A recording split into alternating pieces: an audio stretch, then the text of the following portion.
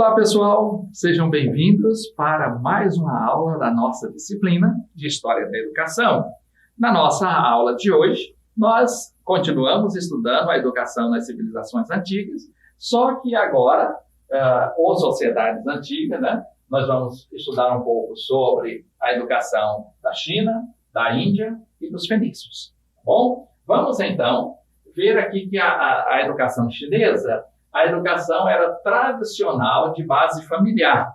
Veja que nós temos essa educação de base familiar, era uma educação autoritária, né? Porque o pai demonstrava esta autoridade sobre o filho, porque era uma educação patriarcal também, era burocrática, alimentada pela cultura literária e técnicas de cunho pragmáticos, né? Então, tanto com base nessa cultura literária, como nas técnicas pragmáticas. Ou seja, quando nós falamos técnicas pragmáticas aqui, nós estamos falando de algo que vocês ainda vão estudar um pouco mais adiante no curso, que é a parte de didática, né? A didática é a parte técnica para o exercício da profissão. Quando nós falamos de professor, vocês vão estudar a didática como sendo a parte mais técnica para trabalhar, para ensinar os estudantes. Então, essa coisa bem pragmática para que os alunos ou educandos tenham a condição de aprender aquilo que era chamado mesmo de conteúdos, né? Segundo Cambi, a educação tradicional dividida em classes opondo cultura e trabalho, organizada em escolas fechadas e separada para a classe dirigente. Então, quando o Cambi traz esse contexto aqui, dessa educação, porque para a classe dominante, aqui nós temos uma educação voltada para a cultura. E temos aqui uma educação voltada para o trabalho também. Era essa educação para o trabalho e educação para com o contexto da cultura, né? Cultura do ponto de vista de conhecimento, né? Do domínio da linguagem, da escrita, e essa era para a classe dirigente. Veja que Cambi ainda continua dizendo que a educação nas oficinas para os artesãos ou nos campos para os camponeses, essa educação era voltada para as técnicas de como produzir. Para os artesãos, como produzir os seus artesanatos. No campo, como esse campesino, né, produziria os alimentos necessários lá no campo, os camponeses, né? O acesso ao ensino superior era baseado em exames rigorosos. Para chegar ao nível superior de ensino, né, tinha que passar por exames rigorosos para poder chegar lá, né? Observe que Maria Lúcia Arruda Aranha, ela vai dizendo, nos traz isso aqui, que a educação elementar visa a alfabetização muito difícil e demorada devido ao caráter complexo da escrita chinesa.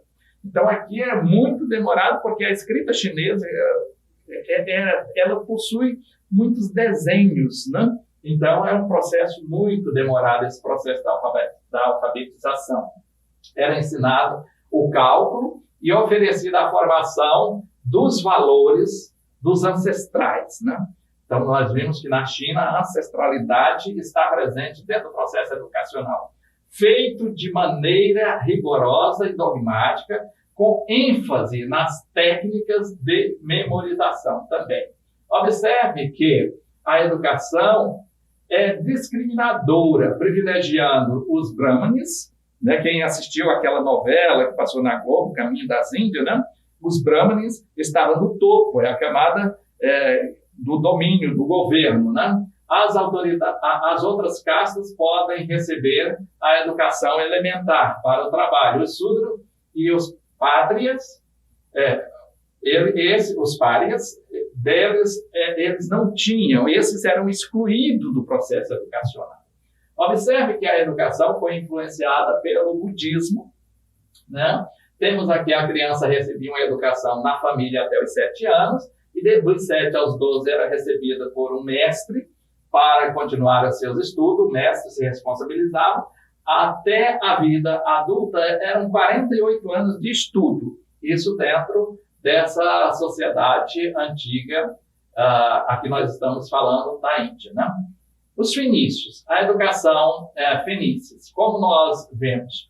Para trabalhar os fenícios, nós vemos que os fenícios, de origem semita, estabeleceram-se numa estreita faixa de terra entre as montanhas do Líbano e o mar Mediterrâneo. Eles viviam numa faixa de terra bastante estreita.